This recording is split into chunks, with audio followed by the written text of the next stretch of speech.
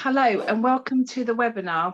My name is Hannah Dyson from Enfield Voices and GlobalNet 21, and this is one of the regular webinars that we do exploring local, national and international issues, and also sort of celebrating and talking to people who are doing extraordinary things in the local community. And today I'm delighted to say that we have Vincent Sheehan here to talk about sort of music and his kind of community work that he's doing in his new church. Because Vince is, as well as a musician, he's actually also a local vicar, and he's always been very, very heavily involved in music and community. And in this webinar, we are going to explore how music can direct your life and really heavily influence the decisions you make. So welcome, Vince, to this webinar, and thank you very much for agreeing to talk to us about your musical kind of journey and how this directs your life. No problem at all. It's a real pleasure to be interviewed. So yeah, it's great to be here. So thank you. Thank you. And obviously, we in the background we can see your new home, and obviously there's been quite a few changes in your life recently. Yeah. Could you start off by introducing yourself and telling us a bit about yourself? Yeah. So I'm a priest in the Church of England, but I'm what's called a self-supporting minister, which means I do it in my free time. I'm also a primary school teacher, so I earn a living being a teacher, but I also feel called to be a priest. I always have done, and so I kind of do two things. I'm a teacher and a priest, and I'm also a musician. Well, music's been central to my life throughout, through all of my life, and it's something I incorporate into my teaching and when I can into my ministry as a priest as well. So it's, yeah, and it's something very much I enjoy doing, whether it's writing songs or teaching children songs at school or performing music, whatever it is. That's brilliant. I think you must be a real inspiration, especially to the little ins in the primary school. Could you tell us a little bit about growing up? Because I know that your dad was a guitarist, and I just wondered, how did that influence maybe your thinking when you were a child in terms of music and how you were like thinking about life in general? Yes, well, my dad he's a fantastic musician. He's a great guitarist. He never really made a career out of it as such, but I grew up and he was playing in covers bands, so we'd quite often go to clubs, kind of, working men's clubs or whatever, watching him play, like Eric Clapton or the Beatles or the Rolling Stones or whatever. And so he's a real big influence, and he's such an amazing guitarist. And he used to teach me the first few chords on the guitar. So he used to sit me down and, teach me just the very basics on the guitar. And eventually I took up the violin at primary school, and I was more interested in the violin than the guitar. Although I still play the guitar, to this day, the violin kind of took over in importance, I guess. So my dad was a massive influence, and he used to play lots of records as well. So things like Jimi Hendrix and the Beatles, and so I grew up loving kind of 60s and 70s rock music. But then I discovered classical music, and that was a real passion as well when I was a bit older.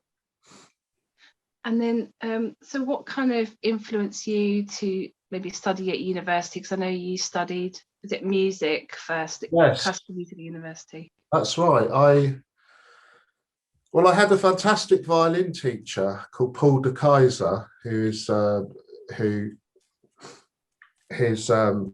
a very musical family himself, and he was such an inspiration. You know, he taught in such an engaging, interesting way. And he could see that I had some talent, if you like, because I was from quite I suppose, a working class background, and classical music certainly then was very much more of a middle class thing. So I used to go off to these youth orchestras and things, and sometimes it's a bit difficult to kind of, you know, make friends, etc. But he was always very encouraging and saying, we should do this and you should enter for this competition and you should learn this piece.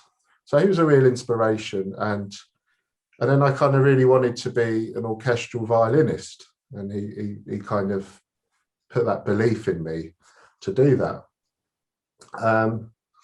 But then at the same time, I was getting into guitar a bit more as well. And I was listening to a lot of rock music. And Liverpool, when I arrived, was such a great place. When I arrived to do my degree, you know, it was such a inspiring place in itself. And so I think I think my violin teacher was a real inspiration for me studying music at university. I think it's often music teachers where you do like tuition, they can sometimes see certain students who have got more ability than others to go forwards, and he probably saw that in you. Do you think sometimes we're looking at now and like other students maybe in your primary school, how families struggle to sort of pay for music lessons because they are quite expensive, and do you find that quite frustrating sometimes? That's right. And I mean, most of my teaching career has been as a music teacher. So at the moment, I'm teaching a year 4 class, so as a class teacher. But most of my career has been really with people like me as kids, if you know what I mean, from that background. And just a lot of it is being with them lunchtimes and helping them, you know, learn the guitar or the keyboard or the piano, the violin, whatever it is. And as a teacher, you know, it's just part of the job. You're often there after hours helping them out because that's what you want to do. Because I think you can empathise with the children and you can put yourself in their shoes and you think, well, I know what it's like to be introduced to this whole new world of joy and beauty and excitement, which music is. And you can see that enthusiasm and that love in their eyes for music. And it sounds very cliche, but as a teacher, you just want to really help them as much as you can to experience that, because that's what I experienced as a child. You know, it's just. And it invokes emotion. I guess if you hear a piece of music, like you were hearing your dad play the guitar, and you were hearing your violinist teacher playing the violin, did that evoke emotion? Was there a particular song when you were growing up that inspired you, I don't know, to study music? Was there a particular piece of music that you thought, right, that's it, I've got to study music now? Yeah, there was. I remember one Christmas. I was given this cassette player, like, you know, I know. That's how old I am, cassette player. And it was and I thought, wow, this is like amazing. And then I realised I didn't have any cassettes to play. But then I was also given another present, luckily, with some tapes. And one of them was called I think it was called the Best of Classical Music, something like that. And no, Best of Baroque Music, which is a particular kind of classical music from the 17th and early 18th centuries. And I was just listening to this and I was just spellbound by this music, people like J.S. Bach and Handel and Vivaldi. And I was listening to one of the pieces, which is the Bach double violin concerto. Yeah. And I didn't have the music for it, the sheet music. So I started to try and learn it by ear. And I lived in quite it wasn't a really kind of tough area or anything, but it wasn't the kind of place we'd hear classical music. So I used to try and play this in my bedroom window. There's like these youths who used to congregate outside in the street, with their little cans of beer or whatever, and they used to give me a clap. And so I used to try. Really? Yeah, so it was just, I used to play this. Yeah, that'd be great.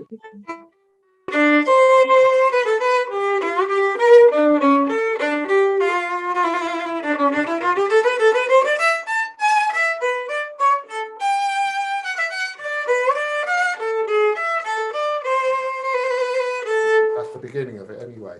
So the That's bar. beautiful. I used to like just, and I didn't have the music, so I'd learnt it by ear, and sometimes I see children today when I teach them music, and I think, wow, you've got that thing where you can hear a tune and you can pick it up and you can play it without any help, you know, and you just work out the note, etc.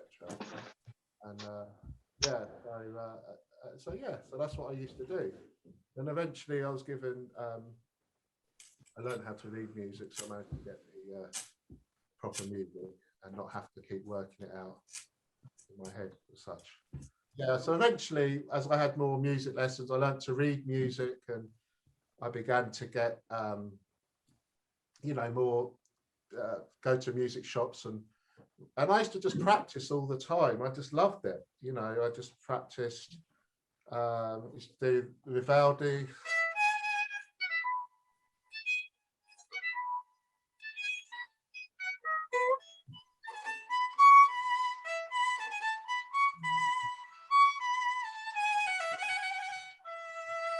And things like that. So famous. All those, I used to play all those pieces, and then I did all my grades, and it was a nice time because you know, families are never perfect, and you know, it was a bit of a tough time in many respects. In some respects it was wonderful, but some respects it wasn't so great sometimes. But music was such a refuge and a place of safety and a place of enjoyment. You know, it's really good. Yeah. And yeah, you can kind of like, when you're achieving that kind of mastery of playing the violin, you kind of work through thoughts and feelings as you're growing up, because it's obviously difficult for everyone sort of growing up and dealing with family issues and schoolwork and everything. So I think music can be like a gift like that. It can, yeah. It's such a healthy way to express yourself. It really is. Yeah. You can just feel so much, I don't know, just more content, and gives you a bit of energy and a bit of enthusiasm to approach the next day. And you know, I think it's really good for mental health, obviously, as well. You know, just puts you in such a good frame of mind if you're engaged in music in some capacity. And do you think there's a link between your musical upbringing and wanting to become a priest? Do you think there's like a link? I think that's a really interesting question. I think music is a deeply spiritual thing. I think even non-religious people would say that there's something, you know, which they perhaps can't completely explain when they're completely swept away by a lovely piece of music. And I think it was never a complete link. For many years, I saw them as opposing forces, actually, because I wanted to be a successful musician, but something inside of me wanted to be a priest as well. And I saw them almost at loggerheads. And it took me a great number of years to realize that in a way they're both the same. They're two different sides of the same coin, in terms that music can bring, I believe anyway, as you know, as a Christian and a priest as well, that music can bring somewhere. It's like a foretaste of what heaven is like. It's something so wonderfully free and unencumbered by music, which kind of can take us out of our everyday existences and just kind of free us up. There's something so joyful and beautiful about it. It's like a foretaste of heaven. That's how I see music. And I think music, more than the other arts, perhaps, is even more powerful, because there's just something which we can almost it's difficult to articulate the power of music. And I think that's because there's something which approaches the divine about it. I think St Augustine, he famously said that when you sing, you pray twice. So I think there's such a close connection between music and spirituality, and this kind of closeness with God and the heavenly things, if you like. Yeah. And could you tell us a bit more about your writing as well? Because I know that you like to, you have written songs, and I found it quite interesting when you said to me that you actually have written songs, or you gained inspiration for your songs when you were on the Victoria line. You were kind of doing a journey on the Victoria line, and you've actually written some songs, and that became an album. Yeah, so my real passion actually was not so much performance. For a long time, it was writing songs, and I was in a rock band, a few rock bands, and in Liverpool as a student. When I got back to London, I was in a band called My Octopus George. We used to play around all the pubs and clubs around Camden and all those areas, and we recorded some songs, etc. And then that kind of stopped because I had a family and I was a bit older. But the kind of desire to write music didn't leave me. And I thought, right, well, I'm going to make time to write an album. And I was sitting on the tube one day, and I just thought, I wonder if anyone's ever done an album and they've recorded a song for each of the tube stations.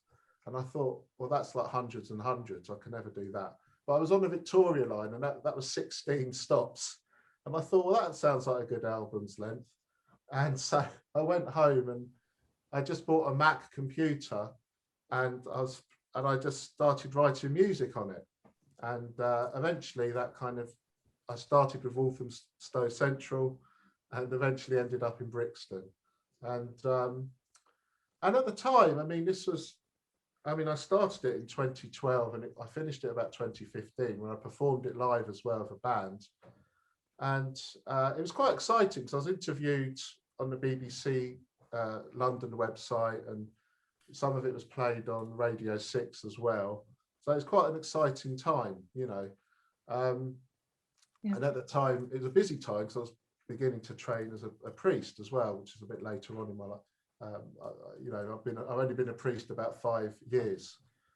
So that was really good. And did you actually write the songs when you were on the the underground? Like, did you jot any ideas down and then you wrote it when you got back, or how? No, because for some reason, I was looking at the stops on this journey, and I thought, I've got many connections with these. I remember meeting my wife for our first date by Euston Station. So, and then I used to work near Oxford Circus. I had, oh my goodness, there's just loads. Most of the stations I had a connection to. Yeah. And but then I thought, I'm not just going to write it about my own personal life. I'm going to try and incorporate historical figures and other people and ideas associated with the areas as well. So it became more of a project, really. That's amazing. Yeah, it was good. And you created an album from that. Yeah. Wow. If anyone wants one, I've got about 500. That's amazing. I mean, I'm just interested as well, because we did do a webinar with an author who actually every morning he was writing a book on the train, and I think possibly also the Victoria line as well. So I think that obviously people sitting there doing that same journey, or the journey means a lot to them, and kind of creates them like creativity in people. So I find that really, really fascinating. And the other song that's kind of really influenced you or made you want to write more songs is the Beatles' "I Am the Walrus." Yeah. You said, and I thought that was quite interesting. Yeah, because that was when I was a kid. My dad had the big double album. It's like a blue. There's a blue and a red album, like the kind of Beatles' greatest hits, I suppose.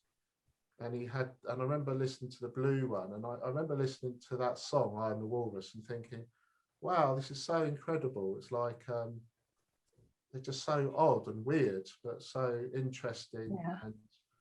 And I think one of the interesting things about that particular song is I think Lennon wrote that after he got a letter from his old secondary school, and the student had said that they were analysing some old Beatles songs, and he thought, actually, I really want to make it quite hard for them. So he wrote this really difficult song and said, right, try and analyse that. Oh, okay. I didn't really know that, but yeah, that makes sense. I mean, it's just a complete one-off. I mean, it's just such an amazing. I mean, I love all the Beatles songs, but that really had a strong effect on me. And I think also I remember being really ill as well at the time.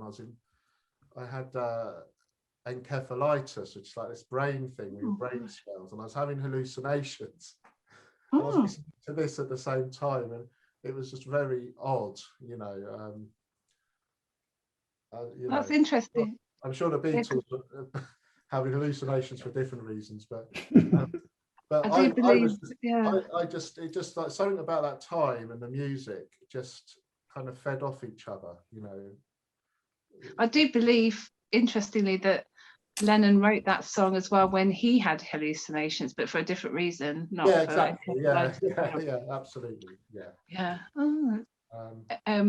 And do you think you will? I mean, you've already said you're inspiring your students.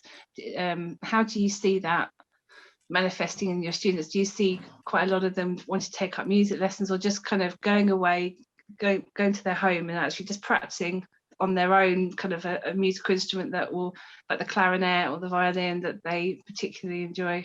Currently, I'm not teaching music as a discrete subject. I'm a class teacher in primary school. But having said that, I do always sing with them, because I think singing is such a wonderful thing to do. And I think it really does reinvigorate people's attention spans, and it just makes them really enthusiastic about learning. And I have taught a boy the piano actually recently, who I thought was very talented, and I just kind of helped him in my spare time, and he really is very talented. You know, it's enough, you know, and it's so nice to see someone really develop, you know, and have that skill and have the opportunity to work on it. And one of the other songs that inspires you today, I've got written down, is the Brahms Symphony No. 4, that you've described as the most beautiful music ever, and continues to inspire you today. Yeah, it's lovely. So Brahms, when I got into classical music, Brahms was a great inspiration, because I just find his music is full of kind of melancholy, but it's like an autumn day. It's really beautiful. If you can imagine the leaves turning golden and falling along the street, you know, and there's this really powerful sense of kind of a sadness, but a very beautiful sadness about the music. And the Fourth Symphony, I just love the way it opens. It's got this very beautiful melody. I'm going to try and play a bit on the piano. I've got the piano here. Thank you. It begins like this. I'm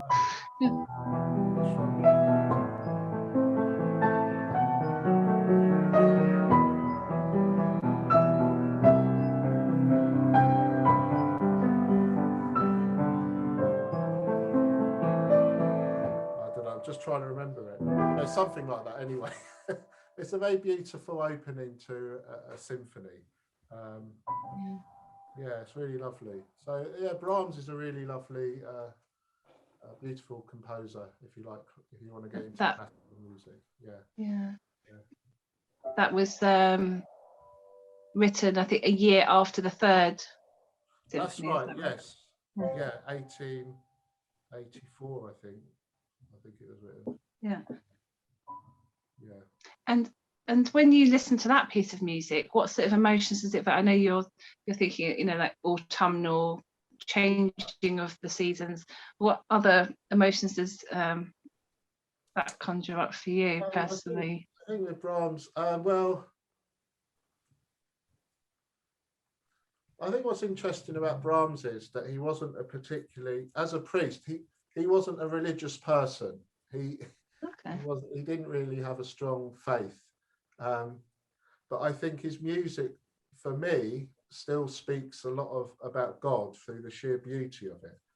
And for me, someone like Brahms just shows how wonderful music is, and it's just for everybody. And someone who doesn't even believe in God necessarily can just produce something so amazingly beautiful, which speaks about the divine, possibly more than, say, a hymn would do, or a religious song.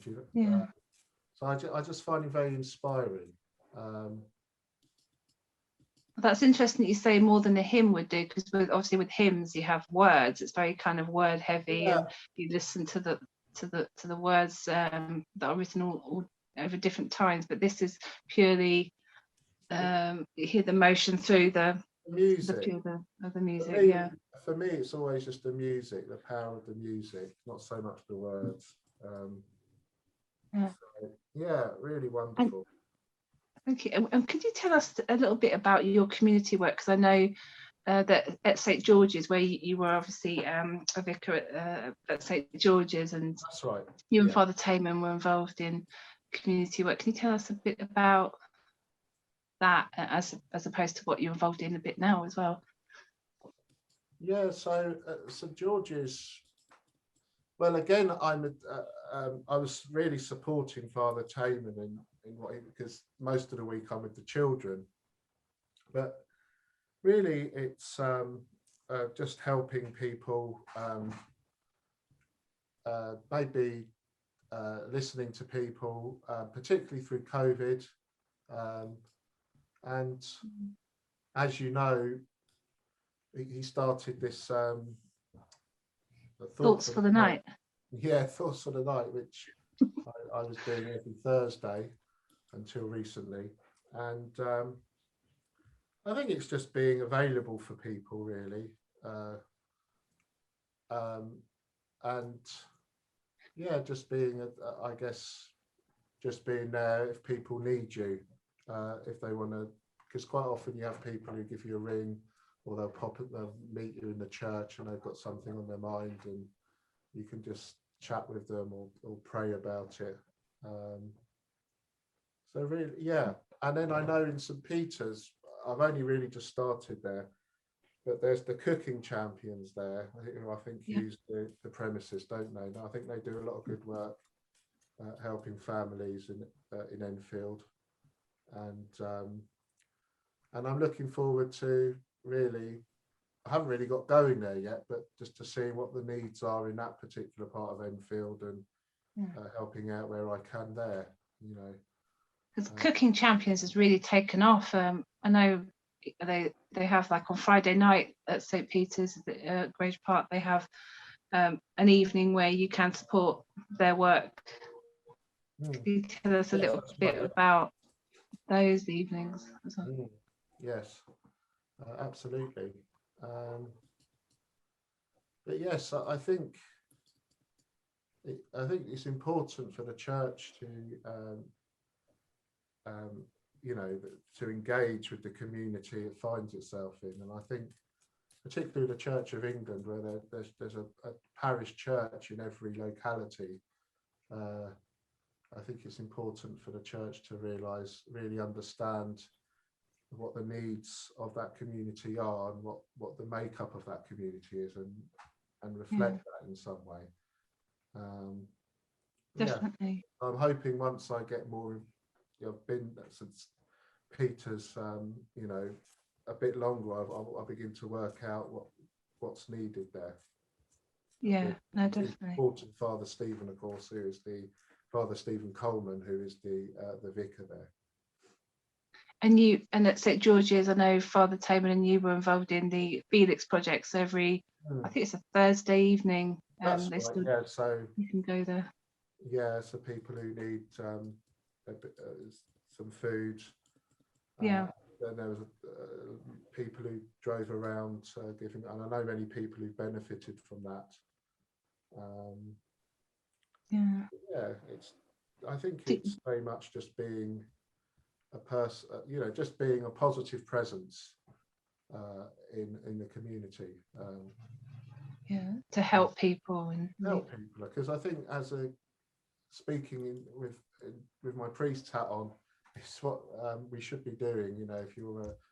If you believe in the Bible, if you believe in Jesus Christ, you should be that kind of life-giving presence in the community, and in whatever way you feel you can do that, whether it's through listening to people or helping them with their shopping or visiting people in hospital, whatever it might be. And for me, most of it actually is with children. I see very much my role as a priest and my teaching with children is very kind of, there's a lot of, they're very interconnected, I think, because you're seeing, you're wishing the other person, in my case, children, to flourish and be alive as much as possible in every sense. So. And what do you see your plans for the future? Do you want to sort of write more music? Do you want to do more teaching? Do you want to bring out more albums? I want to write more music because I think because I've kind of got three things on the go, if you like: my teaching, my ministry as a priest, and being a musician. I think the musician side of me has been neglected in recent years, purely because of time constraints. So I'd like to have a project, a bit like the Victoria Line project. I'd like to do something, just write some more material, really, because that I feel so, from a purely selfish point of view, it just feels so amazing to be engaged in something like that, and you just get lost in it. And it's I suppose it must be like an artist who's really into painting, because I know you do a bit of crafts and things, don't you, Hannah, and painting? I know I've seen, maybe your kids do, I don't know, but when you do like painting and stuff, you're really lost in it, aren't you? And and I guess it's a bit like that when you're writing music. No, definitely. And I think obviously you've been very busy. You've moved house, you've moved church, you've been very busy helping people through COVID and teaching. So I think sometimes with music or writing music, or as you say, being an artist and drawing and painting, can go on the back burner. And I think sometimes we have to say, right, we need to get back into it now, because this is what like part of my soul. This is what makes me turn around. So I think that happens to a lot of people. But and then lastly, because we're coming to the end of this webinar, but could you let us know how to find your YouTube channel? Because I know you've actually got two YouTube channels about analysing music, and was it your songs on another one, I think? Well, I've got, if you want to listen to my songs, that's on, there's a web page called SoundCloud, where you can listen to songs, and if you put in my name, it should come up, or my or the it's called the Royal Vincent. If you put that in, it should come up, the Royal Vincent. And then I do a channel which is really, it's kind of for people who are really into classical music, and I kind of explore symphonies and things. And that's quite an academic it's very channel more, isn't it? It's not like it's a bit geeky. It's very like it's really kind of pulling a piece apart and really kind of analysing it, really, because I enjoy doing that, actually. And I have another one which I don't tell many people about, but I did tell you, Hannah, and that's where I look at films and books and things. So because I like reading and I like watching films. Fantastic. And that's just another, that's kind of like just looking at stuff and giving my thoughts and kind of. Actually that last one I might be interested in, because I do love film. Well, I like reading more than film, so I love to hear what people think about it. I'm just like, anything I read or watch, if I think it's worthwhile, I'll do a little video about it. Yeah. Brilliant. Yeah, so we'll put at the end of this webinar, we'll separately put the links maybe to these YouTube channels, and whether people can listen to your music. And if people want to contact you about writing music, or anything they want to contact you about, like maybe some questions, how are they best to contact you? I think via my just via my email. I think that's probably the best thing. Okay. Yeah. So I think that'll probably be on there, won't it? royalvincident@icloud. We'll put that on as well. Yeah. And then now we'll give you the royal wave and say thank you very much for your time today, and going through all these questions and playing a little bit of music for us. It's been brilliant. Okay, I feel like I've learned a lot. Thank you, Vince. Thank you, Hannah. That's great. Thank you.